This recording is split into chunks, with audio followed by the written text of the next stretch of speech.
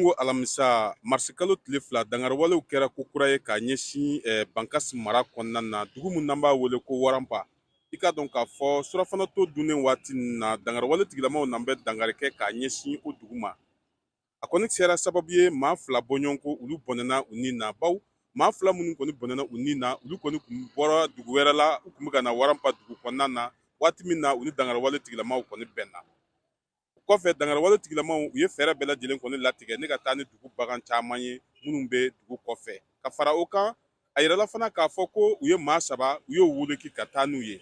An bɛ waati min na i n'a fɔ sisan kunnafoni jɔnjɔn o ma se ka sɔrɔ ni maa wolokilen ninnu kan. Hakilina jiginna dangarwale a ɲɔ ɲɛnen don kosɛbɛ bankasi mara la a kɛn bɛ sababu ye fana maa caman kɛn bɛ ka u sigiyɔrɔ bila ni ka na bankasi dugu kɔnɔna na lakana o ɲinini kama.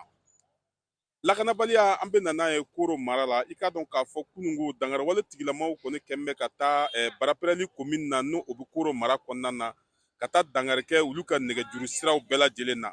Barapɛrɛli lycée u donna o kɔnɔna na ni ka o fana drapeau Mali jɔnjɔn o kun sirilen bɛ yen nɔ. U y'o jɔnjɔn lajigin ka o jɔnjɔn kɔni o jeni ni ka tila k'a yira maa mun kɔni kun bɛ ka yɔrɔ in kɔlɔsi k'a yira k'a fɔ a ye ko olu kɔni tɛ fɛ tuguni kalanso u ka dayɛlɛ barapɛrɛli dugu kɔnɔna na tuguni.